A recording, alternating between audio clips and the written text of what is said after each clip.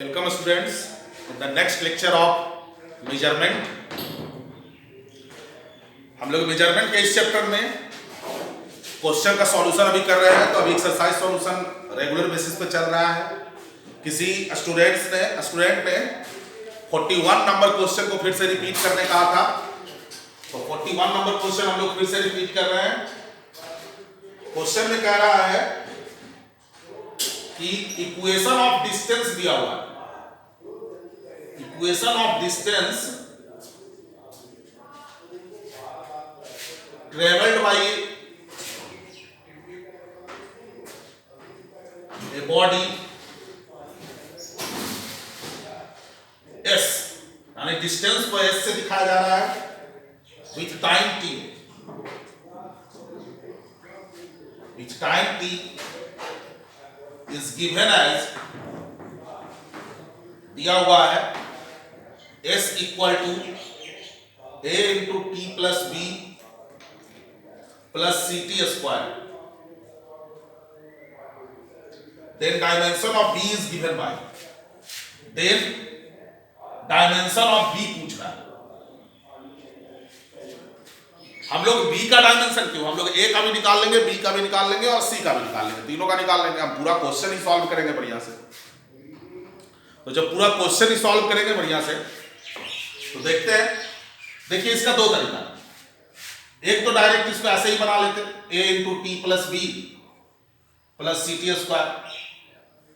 क्या बताए थे हम आपको प्रिंसिपल ऑफ होमोजेनिटी से कि अगर ये डिस्टेंस है तो ये सारा डिस्टेंस होगा, डिस्टेंस के बराबर डिस्टेंस होगा, और डिस्टेंस में डिस्टेंस को ही ऐड किया जा सकता है। तो ये डिस्टेंस पूरा होगा, ये भी पूरा डिस्टेंस होगा। उसके बाद अब अंदर जाते हैं तो ये टाइम में क्या ऐड किया हुआ है, t क्या दिया हुआ है, टाइम है, तो टाइम में क्या ऐड किया हुआ है, b, यानी e टाइम है तो टाइम में टाइम ही ऐड किया होगा ना, तो ये b भी क्या होगा, टाइम ही होगा। यानी एक पता चल गया कि b जो होगा वो टाइम होगा, और टाइम का डायमेंशन हम लोग क्या लिखते हैं, t। अब टाइम में टाइम जोड़ेंगे तो टाइम ही आएगा, और a t प्लस b जो है वो क्या है, डिस्टेंस है। तो टाइम में जब टाइम जोड़ रहे हैं तो डायमेंशनली टाइम ही आएगा ना, यानी 2 सेकंड प्लस 4 सेकंड करेंगे तो क्या आएगा, 6 सेकंड आएगा ना। तो यूनिट ऑफ डायमेंशन तो टाइम ही रहेगा, तो हमको तो डायमेंशन से मतलब है। अब a बराबर क्या हो जाएगा, डिस्टेंस बाई टाइम, डिस्टेंस तो l है, टाइम तो t, यानी l t इनवर्स, और इधर C T square is distance, यानी c बराबर डिस्टेंस बाई t का टाइम का स्क्वायर, यानी l बटा t का स्क्वायर, यानी l t माइनस 2। एक तो ये था कि डायरेक्ट हम बना लिए बिना कुछ किए हुए। अब हम इसका यूनिट भी लिख सकते थे कि इसका टाइम है सिर्फ सेकंड होगा, a का यूनिट हो जाएगा मीटर पर सेकंड और इसका यूनिट हो जाएगा मीटर पर सेकंड स्क्वायर। यानी ऐसे ही बोल सकता था कि a जो है रिप्रेजेंट किसको कर रहा है, तो a रिप्रेजेंट कर रहा है a रिप्रेजेंट किसको कर रहा है, तो a रिप्रेजेंट कर रहा है स्पीड को, c रिप्रेजेंट किसको कर रहा है, तो एक्सेलरेशन को, और b रिप्रेजेंट कर रहा है टाइम को। ऐसा भी क्वेश्चन पूछ सकता था आपसे। दूसरा तरीका था कि हम पहले इसको मल्टीप्लाई करते हैं at plus ab plus ct square. अब ये डिस्टेंस है तो ये सारा डिस्टेंस होगा, और जब डिस्टेंस में डिस्टेंस को ऐड करेंगे तभी ना डिस्टेंस आएगा, यानी सारा डिस्टेंस आएगा, सारा डिस्टेंस आएगा। अब सारा डिस्टेंस आया तो a इंटू टी बराबर डिस्टेंस, तो a बराबर डिस्टेंस बाई टाइम, तो डिस्टेंस बाई टाइम यानी l by T. a into b बराबर डिस्टेंस, तो a पहले से हम लोग निकाल लिए हैं l बाई टी, और b हम लोग को निकाला है, a पहले इधर ले आया बटा डिस्टेंस बाई a, तो डिस्टेंस l और a का l बाई टी, t ऊपर चला जाएगा, l से l कट जाएगा, यानी b का क्या आ जाएगा, t, और सी टी स्क्वायर तो फिर वही हो जाएगा, सी टी स्क्वायर बराबर डिस्टेंस। तो ऐसे ही नीचे जैसे बनाए। तो इस तरह से 41 क्वेश्चन को फिर से रिपीट किया गया आपके लिए। कोई किसी स्टूडेंट ने इसको बोला था कि ये सर फिर से समझाइए। मतलब ये प्रिंसिपल ऑफ होमोजेनिटी पे बेस्ड है कि डिस्टेंस में डिस्टेंस को ही जोड़ सकते हैं और डिस्टेंस के बराबर डिस्टेंस को ही कर सकते हैं। Same thing can be added, subtracted and equated. आपको बताया गया था। और different thing can be multiplied, वो तो डिवाइड, वो तो किया जा सकता है। जैसे डिस्टेंस बटा टाइम डिवाइड किए तो स्पीड आया, तो डिवाइड और मल्टीप्लाई संभव है।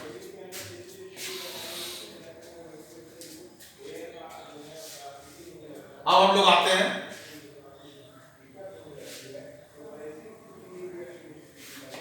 आगे, जहां तक कल रुके थे वहां से आगे चैलेंजिंग एक्सरसाइज हम लोग बना रहे थे।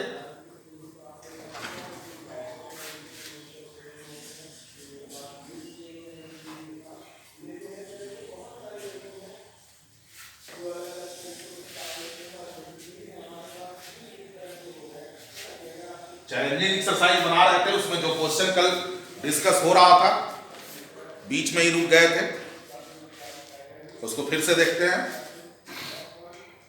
क्वेश्चन नंबर था 74। क्वेश्चन था कि the blinking time of an eye is equal to 30 microsecond. यानी हम लोग जो अपने आंख को मटमटाते हैं, ऐसे मटमटाते हैं, तो ब्लिंकिंग टाइम दिया हुआ आई का 30 माइक्रोसेकेंड। यानी 30 माइक्रो का मतलब क्या पढ़े थे? 10⁻⁻⁶ सेकेंड। तो कहता what is the speed of light in metres per blink. यानी अगर इस जो ये ब्लिंकिंग टाइम ऑफ आई है, इसको 1 ब्लिंक कह रहा है, 1 ब्लिंक इक्वल टू इतना माइक्रोसेकेंड। तो कहता है क्या स्पीड ऑफ लाइट जो क्या होगा मीटर्स पर ब्लिंक में, जबकि स्पीड ऑफ लाइट दिया हुआ है, यह हम लोग जानते भी हैं 10⁸ मीटर पर सेकंड। तो इसको कन्वर्ट करना है, convert into metres per blink, metres per blink.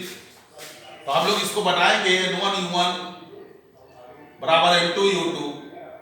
n1 is 3 into 10⁸ metre 8 u1 is metre per second. n2 हम लोग को निकालना है, u2 is metre per blink. 3 into 10⁸ metre per second. एक ब्लिंक को कितना लिखे हैं? लिख देंगे इतना 30 into 10⁻⁻⁶ सेकेंड। सेकेंड से सेकेंड, मीटर से मीटर कट गया। n2 equal to 3 into 10⁸ into 30 into 10⁻⁻⁶ क्या हो जाएगा? 90 into 10⁻⁸ है, यहाँ -6 तो 10⁻2 बचेगा, और एक जीरो और जाएगा तो ये बच जाएगा 9 into 10⁻3। n2 is that means इसको मीटर्स पर ब्लिंक में कन्वर्ट करना था, तो इसका आंसर आया equal to 9 into 10⁻3 metre per blink, पर ब्लिंक। यानी इस तरह से नए यूनिट में कन्वर्ट हो गया। फिर कहता how far does light travel in 1 blink. तो एक ब्लिंक में कितना लाइट जाएगा? तो हम लोग ट्रेवल करेगा, तो डिस्टेंस बराबर हम लोग पढ़े हैं स्पीड इनटू टाइम। तो डिस्टेंस बराबर जब स्पीड इनटू टाइम होता है, तो speed is 9 into 10⁻3 metre per blink, into time 1 blink बोल रहा है, तो ब्लिंक से ब्लिंक कट गया, यानी आंसर आया 9 into 10⁻3 metre. How far does light travel in 1 blink? Assume the speed of light in vacuum is 3 into 10⁸ metre पर second. वो तो ले चुके हैं हम लोग। या इसको हम दूसरे तरीके से भी बना सकते थे। ये जो डिस्टेंस निकाला था, वो सिंपल डिस्टेंस बराबर कह रहा था, कह रहा है स्पीड इन डिस्टेंस बराबर होता है स्पीड इनटू टाइम। स्पीड हमारा 3 into 10⁸ मीटर पर सेकंड है, और टाइम 1 ब्लिंक है, यानी एक ब्लिंक में कितना जाएगा। तो हम सेम यूनिट में ना पुट करते हैं, तो एक ब्लिंक में कितना सेकंड हमारा दिया हुआ है? 30 माइक्रोसेकंड, यानी सेकंड से सेकंड कट जाएगा, 90 into यही हो जाएगा ना, 9 into 10⁻3 मीटर। यानी इसको आप ऐसे भी बना सकते थे, लेकिन आपका किताब चाहता है कि आप ऐसे बनाएं, पहले कन्वर्ट करें उसके बाद बनाएं, तो आप ऐसे बनाएंगे। तो ये था। तो ध्यान रखें, किसी भी चीज को किसी भी यूनिट में बदला जा सकता है आसानी से n1 u1 से, और थोड़ा सा एकदम कॉन्शियस माइंड रखेंगे, एकदम कामनेस मतलब एकदम शांति से बनाएंगे, पेशेंस रखते हुए, हड़बड़ाएंगे नहीं। इसके बाद आते हैं 75 में।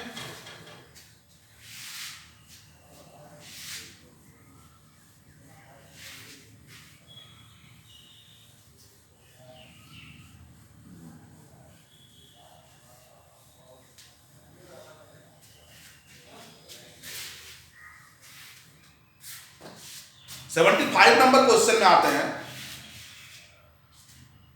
The angular speed of the earth decreases with time. कहता है कि एंगुलर स्पीड होता है, जैसे स्पीड होता है वैसे एंगुलर स्पीड होता है। जैसे आप ऐसे एक लाइन में जा रहे होते हैं तो ये डिस्टेंस s चलते हैं, t सेकंड में जाते हैं, इतना डिस्टेंस मान लेते हैं, तो इन t सेकंड s डिस्टेंस आप कवर कर रहे हैं, तो इन 1 सेकंड कितना डिस्टेंस कवर कर रहे हैं, इसी को हम लोग स्पीड कहते हैं। यानी स्पीड बराबर होता है डिस्टेंस बाई टाइम।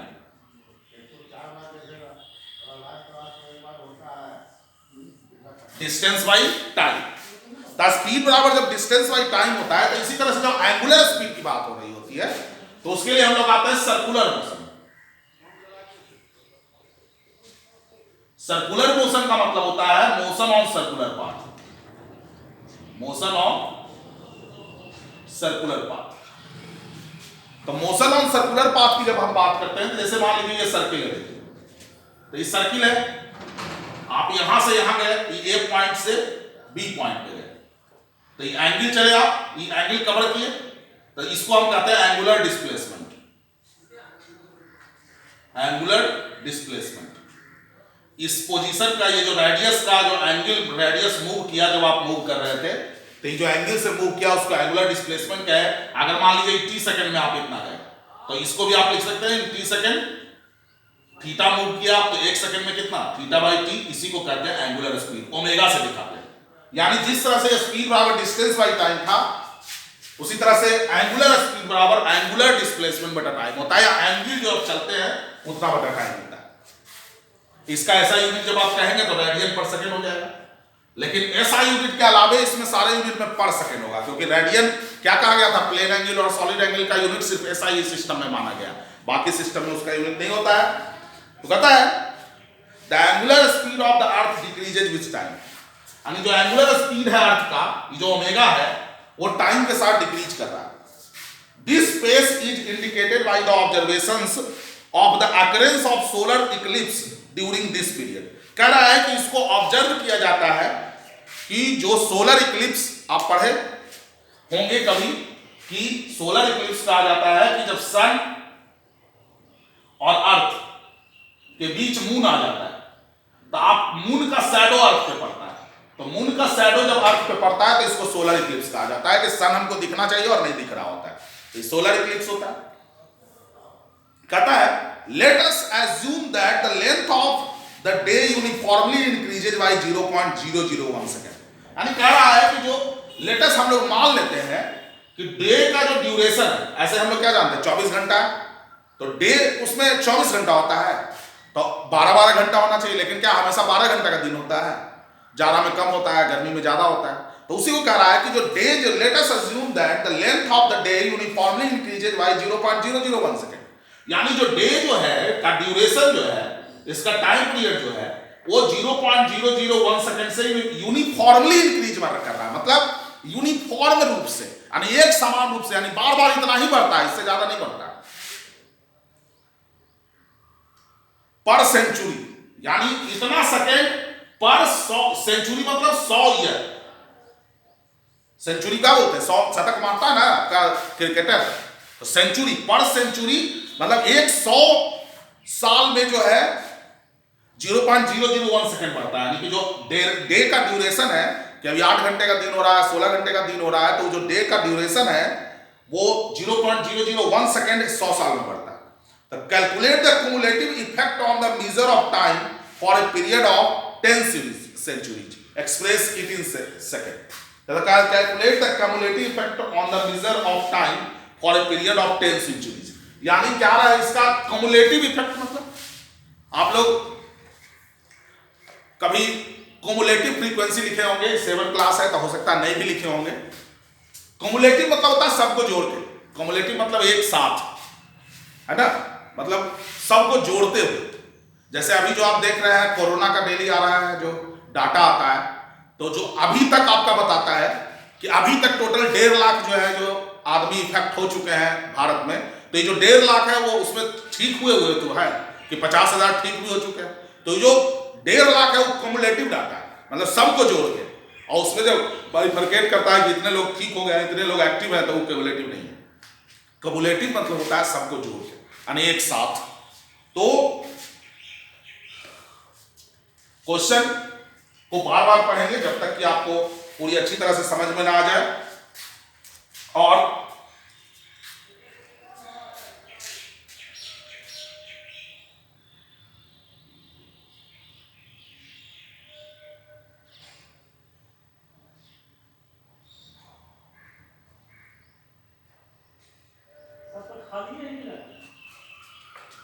स्टॉप कीजिएगा, स्टॉप कीजिएगा, पाउज।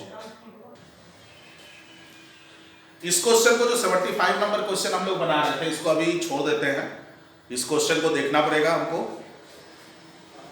इसका टूल्स जो है आपके पास अभी नहीं है, तो इसको हम लोग हो सकता है कि फिजिकली रूप से जब प्रेजेंट हो तब सॉल्व करें, या बीच में सॉल्व कर देंगे हम, अगर टूल्स मिल जाएगा तो।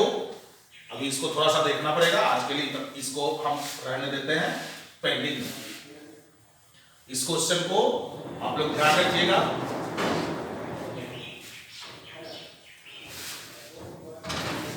जब फिजिकली रूप से हम लोग मिलेंगे तो इसको बनाएंगे या देखेंगे फिर बीच में।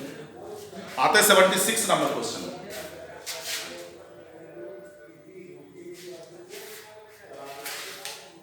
76 नंबर क्वेश्चन में क्या है, कहता है the angular speed of the earth, sorry 76 में है, सपोज इट रेन्स कंटिन्यूअसली, मान लीजिए कि वर्षा हो रहा है continuously at a constant rate, एक कांस्टेंट रेट से ड्यूरिंग अ थंडर स्टॉर्म, जब बहुत भारी तूफान आ रहा है तब, and 1 million raindrops fall per second.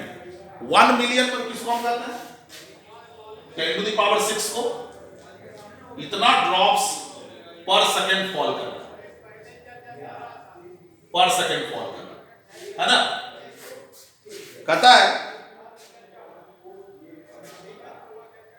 The volume of each drop is equal to 216 millimetre cube, यानी वॉल्यूम ऑफ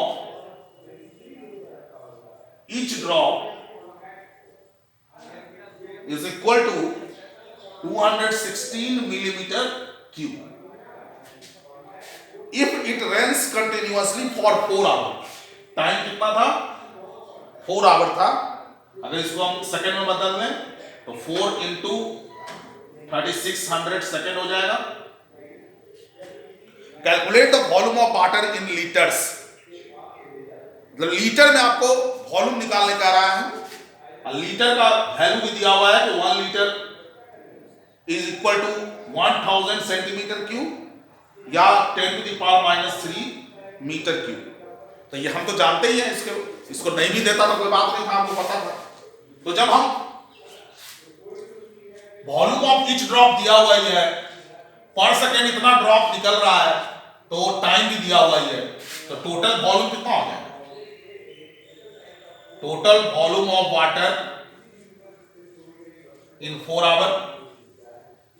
तो सबसे पहले तो एक ड्रॉप का वॉल्यूम इतना है और 1 सेकंड में इतना ड्रॉप गिर रहा है, तो टोटल 1 सेकंड में कितना वॉल्यूम गिर रहा है, तो निकालने के लिए since in 1 second the volume of water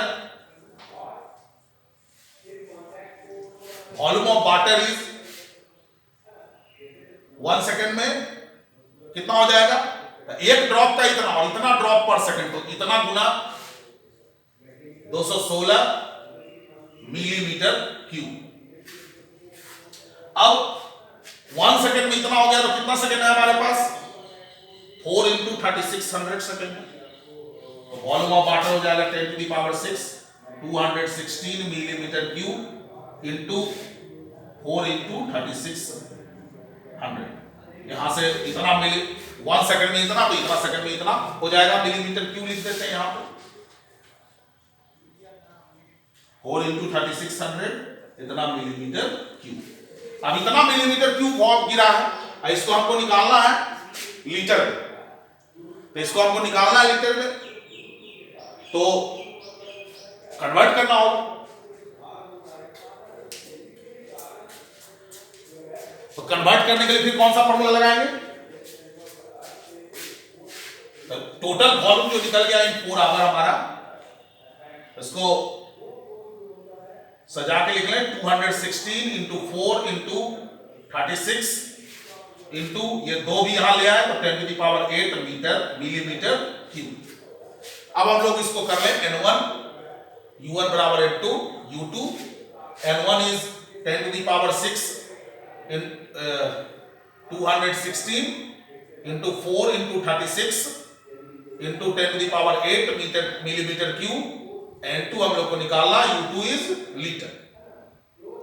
तो यहां से हो जाएगा 216 into 4 into 36 into 10 to the power 8 millimetre cube को क्या लिख देंगे 10 to the power -3 का मीटर का क्यूब,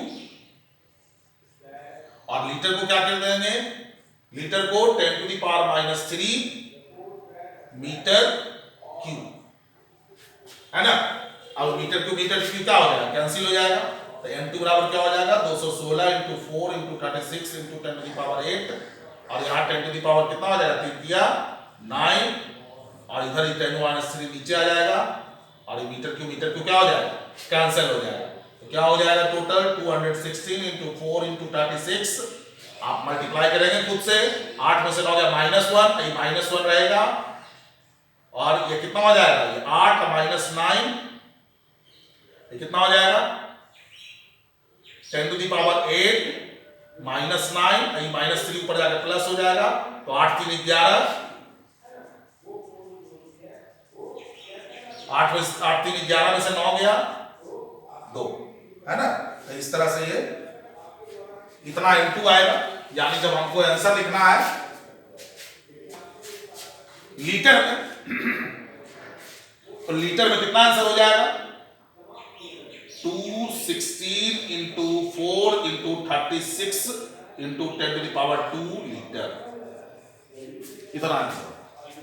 तो हम लोग क्या कर रहा था सिंपली कि इतना ड्रॉप पर सेकंड फॉल कर रहा है, 1 मिलियन था, 10 टू द पावर 6 को मिलियन बोलते हैं, और 10 लाख को, और तो 4 घंटे में पूछ रहा था कि टोटल वॉल्यूम बताइए और भी लीटर में बताइए। तो पहले हम लोग निकाल लिए कि 1 सेकंड में इतना, एक ड्रॉप का वॉल्यूम दिया हुआ था, तो पूरा ड्रॉप का वॉल्यूम निकल गया यहां से गुणा करके। जब पूरा ड्रॉप का यहाँ 1 सेकंड में इतना, तो 4 घंटे में या 4 गुना 3600 सेकंड में इतना निकल गया। अब इसको हम कन्वर्ट कर लिए। तो ये था आपका 76 नंबर क्वेश्चन। आगे था 77।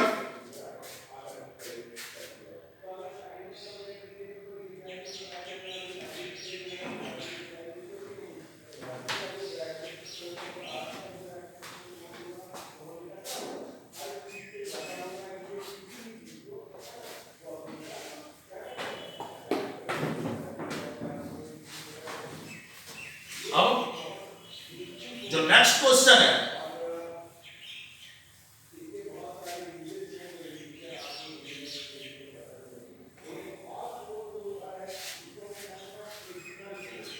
नेक्स्ट क्वेश्चन कहता है 77 नंबर,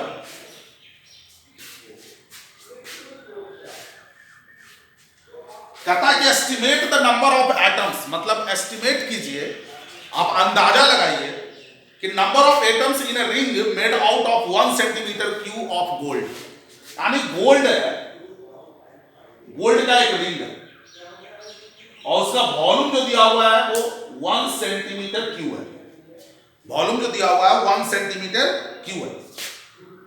तो उसमें नंबर ऑफ एटम्स निकालिए, नंबर ऑफ एटम्स कि इसमें कितने नंबर ऑफ एटम्स हैं। तो अब कह रहा है हिंट में कि take the estimate of atomic diameter from figure 1.6, यानी फिगर 1.6 से आप एटॉमिक डायमीटर का यहां इस्तेमाल कीजिए। तो एटॉमिक डायमीटर आपको पता होगा तो एटॉमिक रेडियस पता होगा, रेडियस पता होगा तो आप वॉल्यूम निकाल सकेंगे ना। तो हम लोग देखते हैं फिगर 1.6 अंदर में, फिगर 1.6 में क्या कह रहा है एटॉमिक डायमीटर हाँ, टेबल 1.6 है, फिगर 1.6 में atomic diameter, electron, proton, diameter of an atom. तो डायमीटर ऑफ एन एटम जो है वो दिया हुआ है 10 to the power -10, 10 to the power -9 के बीच में दिया हुआ है। हम 10 टू द पावर -10 ही लेके चलते हैं, ठीक है, एस्टिमेट लेना है। हम लोग atomic diameter 10 to the power -10 metre लेके चलते हैं। तो डायमीटर ये है, तो रेडियस कितना हो जाएगा? 10 टू द पावर -5 मीटर हो जाएगा। और जब वॉल्यूम निकालेंगे तो वो कितना होगा? स्फीयर मानना पड़ता है एटम को, तो 4/3 पाई आर क्यू, तो ये हो जाएगा 4/3 पाई, ये हो जाएगा 10 to the power -15 metre cube. अब जो है हम लोग को रिंग का वॉल्यूम दिया हुआ, तो कहता है एक नंबर ऑफ एटम्स निकालना है। तो एक तो डायरेक्ट हम निकाल सकते हैं कि number of atoms equal to volume of ring से डिवाइड कर देंगे वॉल्यूम ऑफ एटम, या हम यूनिटरी मेथड का बनाए कि since 4/3 pi into 10 to the power -15 metre cube volume is occupied by one atom। तो hence one वॉल्यूम कितना से 1/4/3 pi into 10 to the power -15, hence कितना है हमारे पास 1 सेंटीमीटर क्यूब। तो इसको मीटर क्यूब में बदलने के लिए क्या करना होता है? इसको आप कर दीजिएगा 1 गुना 10 टू द पावर -2 मीटर का होल क्यूब, यानी ये 10 to the power -6 metre cube होता है। तो इन 10 to the power -6 metre cube में कितना हो जाएगा? मल्टीप्लाई हो जाएगा 10 टू द -6, इतना आंसर। तो यही देखिए वॉल्यूम ऑफ रिंग है 10 टू द पावर -6 अब बटा वॉल्यूम ऑफ एटम। तो डायरेक्ट भी आप निकाल सकते थे और ऐसे करके भी आप निकाल सकते हैं यूनिटरी मेथड से। अब डिवाइड करेंगे आंसर लाएंगे, 22/7 करेंगे, ऊपर जाएगा डिवाइड करेंगे आंसर लगाएंगे, डायरेक्ट 3.14 भी रख सकते हैं। तो इस तरह से हम लोग सॉल्यूशन करेंगे।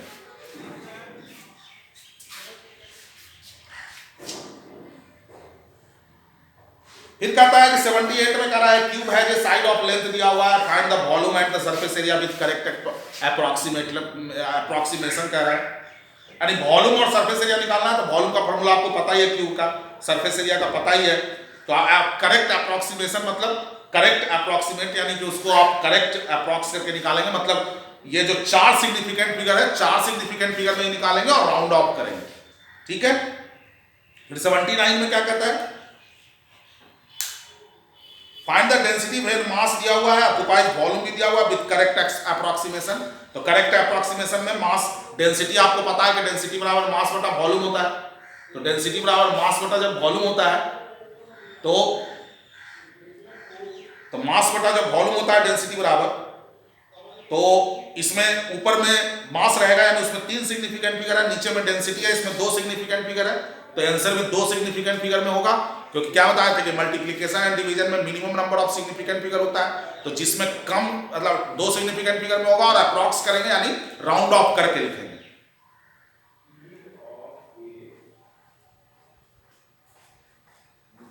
इसके बाद 80 नंबर क्वेश्चन में कहता है कि थिन वायर है, लेंथ दिया हुआ है, रेडियस दिया हुआ है, तो calculate volume of the wire correct 2 decimal place, यानी 2 डेसिमल प्लेस तक के वॉल्यूम निकालना है। तो वॉल्यूम सिंपल पाई क्या होता है, वायर को हम सिलेंडर मानते हैं, वायर को क्या मानते हैं, सिलेंडर। तो सिलेंडर का वायर फॉर्मूला क्या होता है वॉल्यूम का, पाई आर स्क्वायर एच।